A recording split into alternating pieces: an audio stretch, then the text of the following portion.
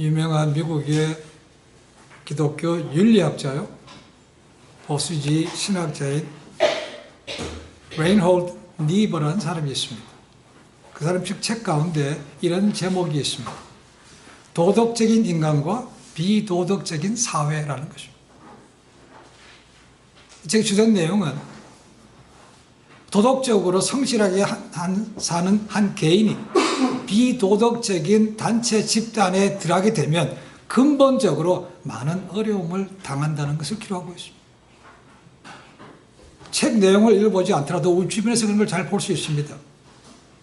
젊어서 약하고 힘없을 때는 민주주의, 자유라는 것을 외치고 다녔지만 그들이 기득권을 잡으니까 변화된 것을 볼 수 있습니다. 변화된 것이 아니고 변질된 것이죠. 이 돈과 권력의 맛을 보니까 자기들도 거기서 편하게 똑같은 모습으로 돌아가더라는 것입니다. 정치든 노조든 연예인든 스포츠계든 사람이 사는 곳에는 어디 가나 이런 문제가 있습니다. 특히 예수님을 믿고 좀 더 바르게 살려고 그러면 참 부딪히는 것들이 많습니다. 잘난 척 한다는 소리, 너 하나 뭐 그런다고 달라지지 않은 소리, 비하는 소리 참 많이 듣습니다. 이게 현실이죠. 그러다가 그런 길로 들어가서 한번 권력과 돈을 맛보게 되면 거기서 빠져나가기가 굉장히 어렵습니다. 어떤 분들은 그죠, 딱 한 번만 하고 끝내지 뭐. 하지만 그 한 번이 한 번으로 끝납니까? 그렇지 않습니다. 한 번이 두 번 되고 두 번이 세 번 돼서 거기서 영영이 헤어나지 못하고 그런 타락한 삶을 사람들 우리 주변에서 봅니다. 신문상에도 봅니다. 우리가 봤던 다니엘과 그 친구들, 그들의 삶이 바로 그런 지금 예를 든 삶이라고 볼 수 있습니다. 나라를 잃어버리고 비록 포로가 있었지만 그들은 하나님을 믿는 나라와 전혀 다른 것이 너무 많은 거죠. 우상에 빠진 사회에 들어갔을 때 그들이 어떻게 적응할 것인가라는 거죠. 부모가 떠나고 나라를 뺏기고 포로 간 것도 그렇지만 가서 보니까 자기 나라 말을 못 쓰게 합니다.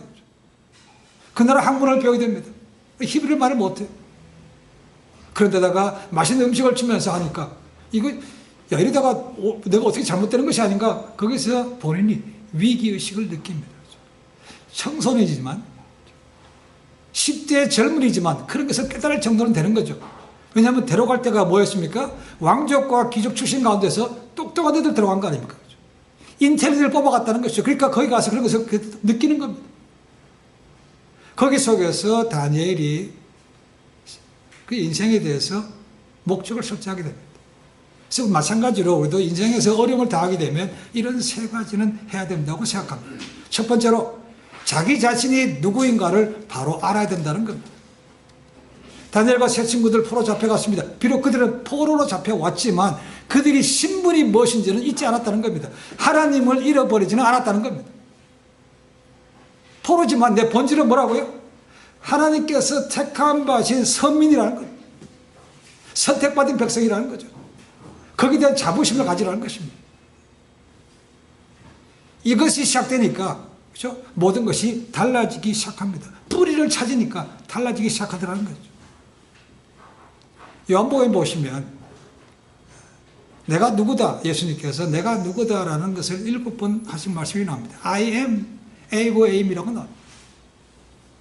그 말은 하나님만이 쓰실 수 있는 단어였다는 거죠. 예수님께서 그 말씀을 쓰신 것은 의도적으로 내가 하나님께서 보내신 하나님의 아들, 하나님이다라는 것을 보여주신 거죠. 내가 세상의 빛이다. 내가 생명의 떡이다. 나는 선한 목자다. 7번 나옵니다. 예수님은 자신을 당당하게 밝혔지만 사람들은 이해하지 못했습니다. 그렇죠? 오히려 신성모독이라고 죽이려고 했습니다.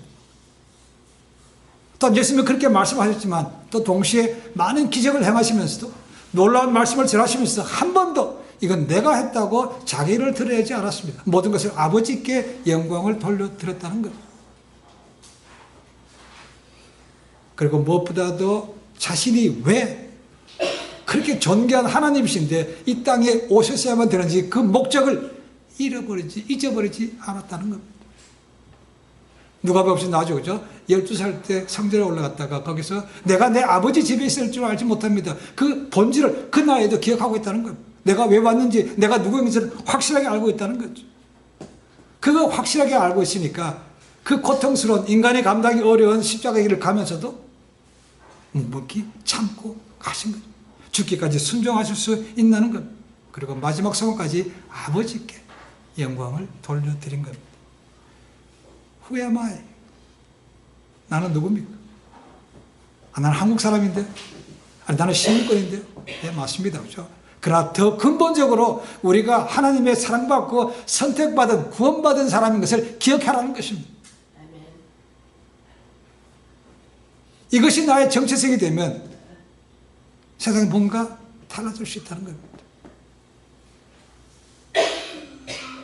우리가 예수님을 누구든지 나의 죄를 사하시는 구세주로 믿으면 신분이 바뀝니다. 그렇죠? 족보에 관계없이 하나님의 족보로 들어갑니다. 하나님의 자녀가 되는 권세를 주셨다고 요한복음 1장 12절에 말합니다. 사도 베드로는 얘기하죠. 너희는 택하신 족속이요 왕같은 제사장이요 거룩한 나라요 그의 소유된 백성이라고 말합니다. 우리의 신분이 이렇게 달라졌다는 것이죠. 그러니까 거기에 그걸 안다면 야 내가 이렇게 살아서는 안 되지라는 것이죠. 다니엘이 그렇게 했다는 거예요. 나는 포로가 아니야. 나는 선택받은 자녀야. 그러니까 이렇게 살아서는 안 된다는 거예요. 심리학을 하면 유명한 사람이 프로이드가 있고 칼 융이 있습니다. 그리고 또 다른 사람이 유명한 사람인데 에릭 에릭슨이라는 사람입니다. 에릭 에릭슨. 그 사람은 인생의 발달 단계를 8단계로 보았습니다. 그 가운데 5번째 단계가 12살부터 18세에 겪는 이 사춘기에 겪는 어려움인데 그것이 바로 아이덴티티. 이 사춘기가 되면 자신이 과연 누구인가? 내가 어디서 왔어? 어디로 가는가? 하는 질문이 굉장히 많습니다. 그렇죠? 거기에 대해 정체적인 문제 때문에 내가 앞으로 뭐가 될 것이고 내가 어떤 역할이 될 것인지 질문이 많습니다. 그러나 쉽게 답을 얻지를 못하고 방황할 때가 많다는 것이죠. 이 에릭슨은 그것을 role confusion이라고 불렀습니다. 지금 오늘날의 유스들이 겪는 아이덴티티 크라이시스하고 똑같은 말입니다. 이 다니엘과 세 친구들 갔을 때가 14, 15세 전후 될 것이라고 봅니다. 젊었을 때 자기 나라를 떠나서 부모님들 떠나서 포로 잡혀갔으니까 얼마나 황당한 겁니까? 내가 이거 어떻게 될 것인가? 앞으로 미래가 불투명한다는 것이죠. 그런데 가장 첫 번째로 그렇지만 나는 하나님이 택하셨기 때문에 하나님께서 인도하신다는 그걸 바꿨다는 것이죠. 그러니까 거기서부터 모든 것이 달라지기 시작한다는 것입니다. 어려움 중에서도 나는 택함 받은 사람이요 그렇기 때문에 하나님께서 지키시고 보호하신다라고 생각이 들면 모든 것이 암담하지는 않습니다. 그렇죠? 위기가 기회로 바뀔 수 있는 시작이 거기서부터 된다는 겁니다. 단절인 걸 찾았다는 겁니다. 두 번째로 뜻을 세우고 나갔다는 겁니다. 우선 신분을 내가 누군가 아이덴티티를 발견하고 나니까 그 다음에는 할 일이 생기더라는 것이죠. 내가 하나님의 선택받았습니다. 그렇다면 나는 하나님의 선미이기 때문에 내가 이방 땅에 살고 있지만 하나님 뜻대로 사는 것이 맞다는 거죠. 그래서 하나님 뜻대로 살 것을 세웠다는 겁니다. 여러분 사춘기 저희도 알지만 하고 싶은 것이 얼마나 많습니까? 꿈이 많죠. 그죠? 난 대통령 할래. 물어보면 대통령 할래. 사성 장군 된대. 의사가 되고 판사가 되고 요즘 뭐 가수들 아니면 스포츠맨들 꿈이 많습니다. 그렇죠? 근데 이때가 꿈은 많지만 여러 가지 위험하기도 하죠. 왜냐하면 꿈은 많은데 거기를 뒷받침해 줄 만한 그런 경험이 없고 연륜도 없고 지식도 없기 때문에 참 위험하기도 합니다. 이때 잘 붙들어주는 게 굉장히 중요하죠. 이 사춘기 때 그래서 꿈은 많은데 친구 잘못 삼겠다가 인생 망하는 사람들 자주 봅니다. 그렇죠? 누가 붙들어줘야 된다는 것이죠. 다니엘도 마찬가지입니다. 이 한참 민감할 때 누군가 이끌어줘야 된다는 거죠. 위에 있었으면 왕족이든 귀족이든 제사장이든 주변에 있어서 자기를 영적으로 이끌어줬을 것입니다. 근데 여기 오니까 아무도 없어. 큰일 난 거죠. 그렇지만 나는 뿌리가 하나님의 선택받은 사람이야. 그렇다면 내가 이방 땅에 왔지만 나는 말씀대로 사는 사람이 되어야 된다는 거죠. 그것이 선민이 할 일인 거죠. 그렇죠? 그러니까 내가 누군지를 아니까 가야 될 길도 뜻을 세웠다는 겁니다. 뜻을 세운 게 뭐였습니까? 야, 왕이 주는 맛있는 음식, 포도주 나 안 마시겠다는 겁니다. 그것이 8절에 나왔습니다. 그렇죠? 안 하겠다는 겁니다. 재밌는 것은 그것으로 인해서 내 자신을 더럽히지 않겠다고 말하고 있다는 겁니다. 맛있는 산의 진미 먹고 포도주 마시는 게 자식을 더럽히는 겁니까? 이 두 가지 의미가 학자들은 예상합니다. 하나는 이 음식이 우상에게 들어졌던 음식일 수 있기 때문에 부정하다는 것이죠. 알 수 없습니다. 그죠? 그에게 보시면 분명히 출애굽기 34장 15절에 보시면 너희가 우상에게 들어졌던 음식은 먹지 말라고 되어 있다는 것입니다. 그러니까 우상에 들어졌던 거니까 이거는 모르겠지만 안 먹겠다는 겁니다. 또 하나는 이것이 율법에서 말하고 있는 부정한 음식일 수 있다는 겁니다. 부정한 짐승일 수 있죠. 그래서 안 먹겠다는 거죠. 세 번째는 율법에서 규정한 대로 이 고기들 잡지 않았기 때문에 부정하다고 생각하는 것이죠. 가끔 가다 보면 코스코들에 가면 코셔라고 있죠. 코셔 푸드라고 되어 있습니다. 그렇죠? 그래서 유대인들만의 방법으로 정확하게 구별해서 한 음식을 얘기하고 있습니다. 소를 잡더라도 그들이 원하는 대로 방식대로 해서 잡아서 먹는 음식이라는 거죠. 그렇지 않은 음식은 다 부정하다고 얘기한 것이죠. 다니엘은 그걸 알 수 없기 때문에 일단은 안 먹겠다는 겁니다. 이거 첫 번째. 두 번째는 칼빈이 얘기한 것입니다. 칼빈은 뭐라고 얘기하는가? 이 산의 진미를 먹다가 보면 내 조국을 잊어버릴 수 있다는 겁니다. 속된 말로 하면 등 따시고 배부르면 딴 생각한다는 겁니다. 이런 산의 진 먹다가 느긋하다 보니까 내 조국 생각도 안 나요. 내 부모 생각도 안 나고 그냥 여기서 편한 대로 안주하게 된다는 것입니다. 그래서 그것을 미연에 방지하기 위해서 아예 음식을 먹지 않겠다는 겁니다. 여러분, 음식을 절제하는 게 쉽습니까? 더 비싸고 맛있는 음식이 앞에 풍성한데 안 먹어요? 이야, 이게 뿌리치기 큰 유혹입니다. 그런데 하나님의 백성이기 때문에 잘 모르는 것들은 일단 안 하고 본다는 겁니다. 그래서 이런 음식을 안 먹겠다고 결심하고 나아갔다는 것입니다.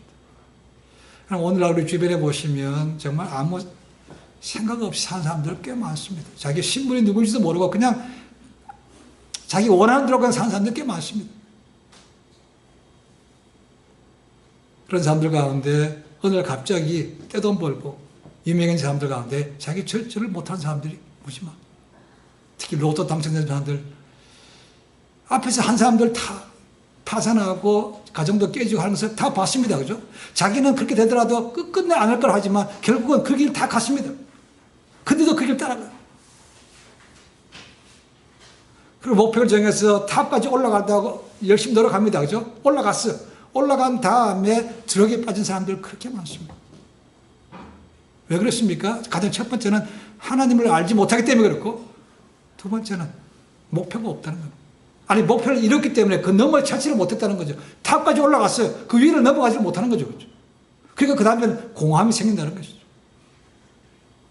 이해는 할 수 있지만 그것이 오늘날에 많은 것을 봅니다.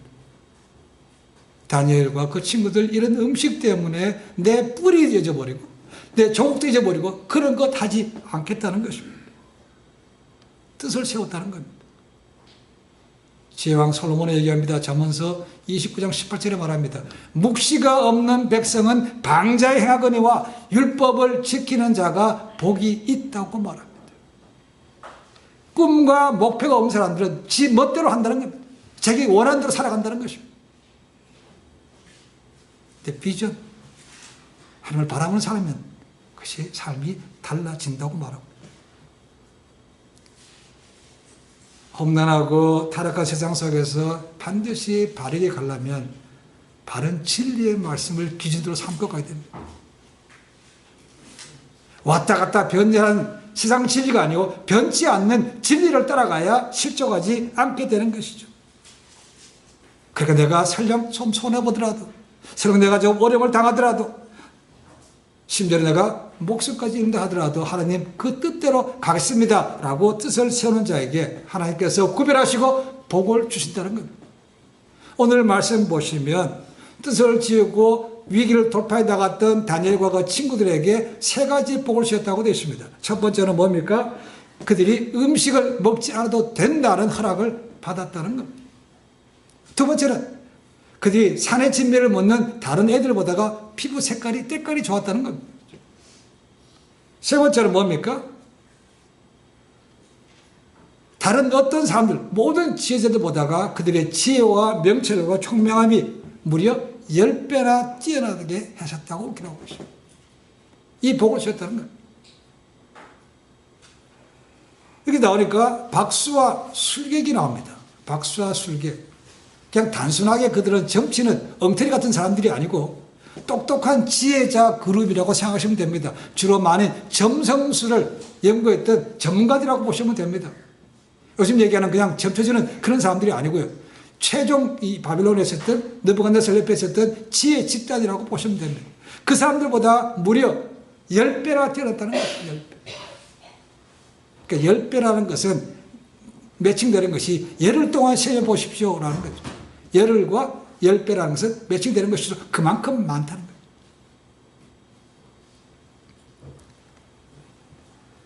저희들이 비록 많이 살아왔지만 이제는 갈 길이 더 짧게 남았지만 아직까지도 앞으로 미래에 무슨 일이 일지 모릅니다. 지금까지 지내온 동안도 위기도 겪었지만 앞으로도 어떤 위기를 겪을지 모릅니다. 혹시나 그런 일이 있을 때 오더라도 다니엘과 같이 믿음 포기하지 마시고 내가 누구인가를 분명하게 아시고 뜻을 세우면 하나님 그 가운데서 건져주십니다. 나의 구원의 하나님, 나의 산성이시오, 나의 방패시오, 나의 요새시오 라는 것들이 그러니까 되는 거죠. 물론 이런 경험들이 많으면 훨씬 더 쉽게 이겨갈 수 있습니다. 그렇죠? 근데 경험이 없으면 아무래도 흔들리기 쉽습니다. 그럴 때라도 이 본질, 내가 누군가를 찾으시고 뜻을 세워서 말씀대로 나가신다면 하나님께서 반드시 건져주시고 하나님을 증거할 수 있는 삶이 될 수 있도록 만들어 주십니다. 우리에게 그런 삶이, 그런 승리가 많은 길을 축원해 드립니다. 첫 번째는 자기 신분을 바로 알았습니다. 두 번째는 뜻을 세웠습니다. 그죠? 세 번째는 뭡니까? 새로운 것에 대해서 끊임없이 도전하는 것입니다. 자, 우리 모두에게는 편한 것을 좋아하는 마음이 있습니다. 그죠? 누가 뭐라고 해도 그냥 편한 게 좋아. 내가 하고 싶은 것만 하고, 내가 좋아하는 것만 하기를 원하고. 그러나 새로운 것이 오면 일단 좀 이렇게 거부감 느끼죠. 그죠? 왜냐하면 불편하니까. 실패에 대한 두려움도 있고, 또 그 새로운 것을 배워가야 되는 시간을 들이는 것도 그렇고, 그런 것들이 많으니까 아예 아는 것들이 너무 많습니다. 그러니까 거기서 뭔가 새로운 것을 발견하기 어려운 거죠. 창의력이 없다는 겁니다.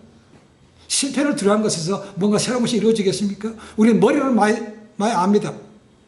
과거 한국에서 교육받을 때부터 뭡니까? 실패는 성공의 어머니라는 말을 얼마나 많이 들었습니까? 근데 실패가 이전이 두렵기 때문에 그냥 안전빵, 속히 말하면 안전빵으로 지내고 싶은 마음이 너무 많다는 거예요. 그래서 한 번 하다가 안 되면 딴 거 그냥 쉽게 포기하고 하는 것입니다. 그렇게 하지 않았다는 겁니다. 다니엘 실패 없었습니까? 있었죠. 하자마자 이게 안 먹겠다고 했더니 벌써 딱 브레이크에 걸립니다. 그죠? 너 안 돼. 환관장이 딱 수업합니다. 그죠? 이 환관장도 맞는 얘기죠. 그죠? 야, 왕이 너희들한테 먹으라고 많이 줬는데 그거 안 먹으면 내 목숨이 왔다 갔다 하는데 내가 할 수 있겠습니까? 못하죠, 당연히. 그런데 그것을 갖다가 환관장이 거부한 것이 하나님의 은혜라고 말하고 있다는 겁니다. 은혜를 입은지라. 아니, 거절당한 게 무슨 은혜입니까? 은혜가 맞습니다. 왜냐하면 이 환관장이 자기 손에서 끝내지 않고 느부갓네살 왕한테 보고했다면 어떻게 될 것 같습니까? 왕이시여, 왕이 주는 음식과 산의 진미를 쟤들이 안 먹는다는데요? 어떻게 하면 좋겠습니까? 왕이 뭐라 하겠습니까? 아니, 이런 놈들이 있나? 포로로 잡아와서 죽일 놈들을 그냥 살려주고 왕국에 거하면서 좋은 음식 다 먹게 하고 좋은 교육 받게 했더니 자기 조를 더럽히지 않다고? 야, 저거 죽여. 그만입니다. 그러니까 왕 앞에 올라가지 않고 환관장 손에서 끝낸 것이 은혜라는 겁니다. 근데 다니엘은 거기서 끝나지 않았다는 거죠. 한 번 시도했는데 실패했어요. 그럼 때려치우자. 그냥 먹어야죠. 이렇게 하지 않았다는 겁니다. 그 다음에는 환관장이 명령해서 이 친구들 다스리게 했던 그 감독이라는 사람한테 얘기합니다. 똑같이 이거 음식 안 먹겠다는 거죠. 근데 이번에는 뭡니까? 조건을 붙였습니다. 이 사람 목숨이 왔다 갔다 하는 것을 없앴다는 거죠. 단 열흘 동안만 시험해 보라는 거죠. 열흘 동안. 이 열이라는 것 때문에 이 감독도 그것을 허락했다는 거죠. 열흘 동안 시험해 봐서 다른 사람과 비교해 봤을 때 나으면 우리대로 해두고 만약에 좋지 않으면 왕의 한대로 따라가겠다는 겁니다. 얼마나 좋은 겁니까? 이 듣는 사람으로 하여금 리스크를 없게 해주는 거죠. 그렇죠? 그러니까 이 감독이라는 사람이 기꺼이 허락했다는 거죠. 그래서 열흘 동안 지난다고 봤더니 와, 살의 진비 안 먹고 포도주 안 먹은 다른 사람들보다 훨씬 더 때깔이 좋았다는 거예요. 그죠? 그러니까 그들이 할 대로 하라고 허락한 것이죠. 한 번 도전했다가 부딪혔다고 해서 그냥 포기한 것은 아니었다는 겁니다. 오래전부터 한국에 3D를 싫어한다고 그랬죠. 그죠? difficult, dangerous, dirty 안 한다는 거예요. 그냥 편하게 시원한 사무직을 좋아한다는 것이죠. 그렇게 해서 뭔가 새로운 것을 발견할 수 있겠습니까? 힘든 거죠. 한국에서 하는 것이 젊은 세대들 3포 세대. 결혼 포기하고 출산 포기하고 집 사는 거 포기하고 그러다 보니까 조금 돈 벌면 세상적인 거, 명품이란 거, 뭐 오디오든 뭐든 그거 구입하는데 그리고 해외여행 돌아다닙니다. 그렇죠? 그런 상황이 참 안타깝습니다. 그렇죠? 하지만 그런 중에서라도 자기가 뭔가 목표를 세우고 나아가야 되는데 그런 것이 없는 것이 너무 아픈 거죠. 그것이 한국 그런 면에서 보면 한국의 미래가 그렇게 밝지는 않다고 보는 거죠. 물론 다는 아닙니다. 당연히 그 가운데 뛰어난 사람, 다녀간 사람들이 있습니다. 하나님의 백성, 하나님의 자녀 모두가 그렇게 되기를 원한다는 것이죠.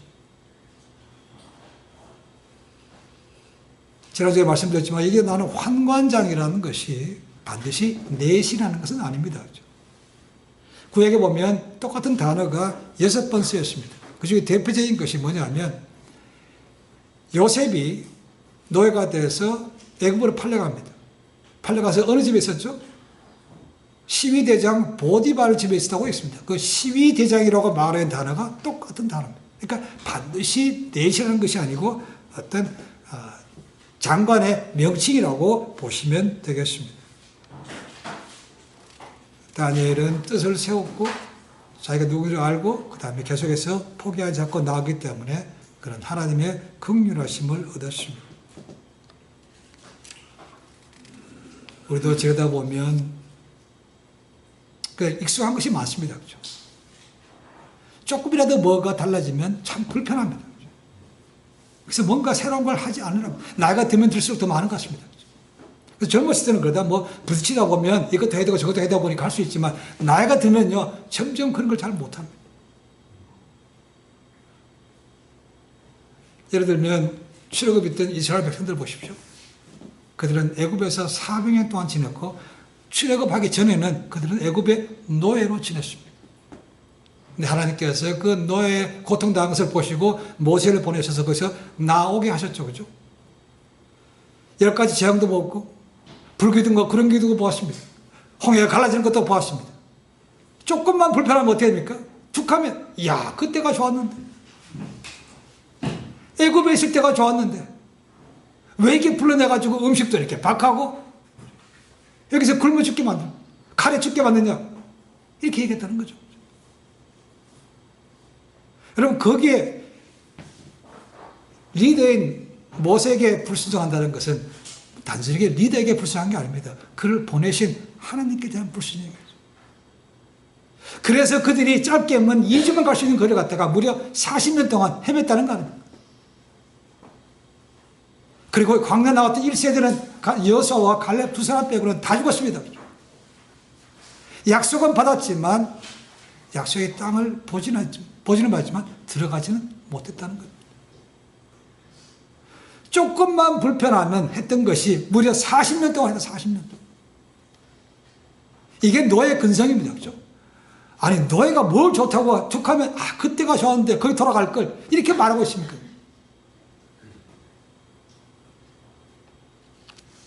그래서 살다 보면 주변에서 그런 사람들이 있죠. 그죠? 왕년에 내가 왕년에 말하는 사람 치고 지금 잘 된 사람 별로 없습니다. 그죠? 다 옛날에 좋았다는 거죠. 그때가 좋았는데 그때 so what? 다니엘은 그런 모습이 아닌 거죠. 그죠? 실패하더라도 그냥 불평불만하는 것이 아니고 또다시 끊임없이 도전해 나가는 정신이 필요한 거죠. 지난주부터 좀 골치가 좀 아파졌습니다.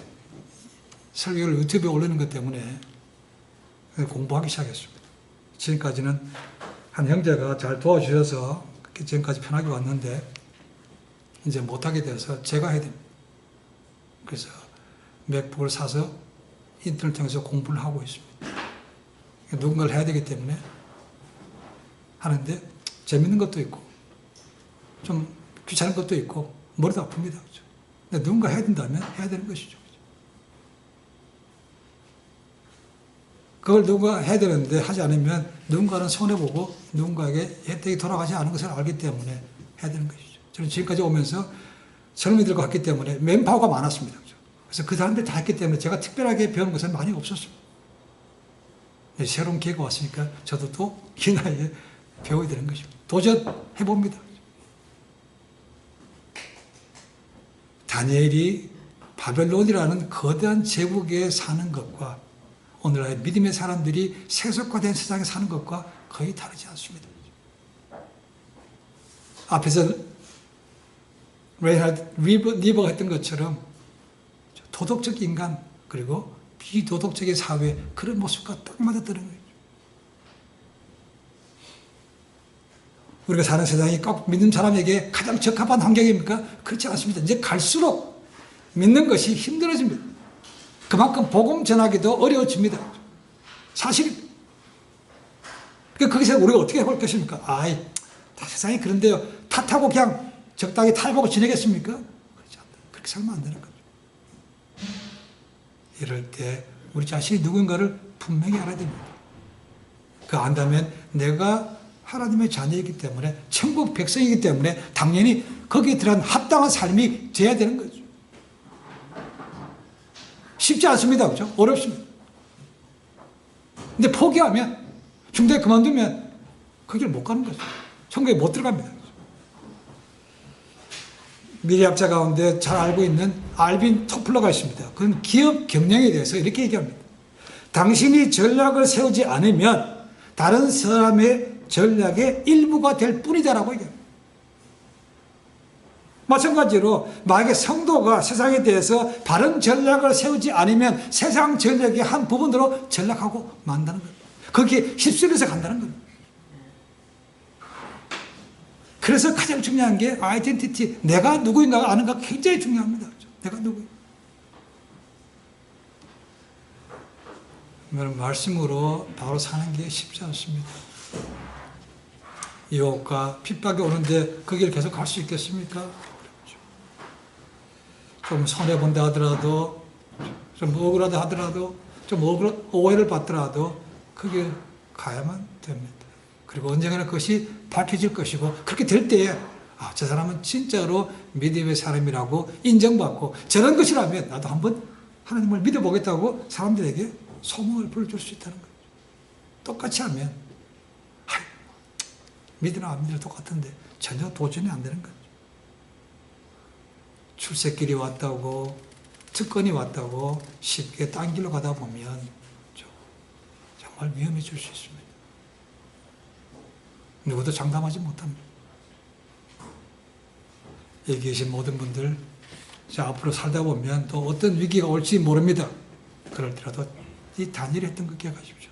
내가 하나님의 택하신 하나님의 사랑받는 자녀고 그렇기 때문에 나는 주님 뜻대로 가야 됩니다. 그리고 작은 것에 편한 것에 안주하지 않고 나아가면 하나님께서 지키시고 보호하시고 또한 복을 주셔서 무엇보다도 험난한 세상 가운데 하나님을 증거하는 통로가 되게 하실 줄로 믿습니다. 그렇게 인생을 위기를 기회로 바꿔서 하나님의 영광을 드러내는 그런 삶이 되시기를 주님의 간절히 축원해 드립니다. 기도하겠습니다.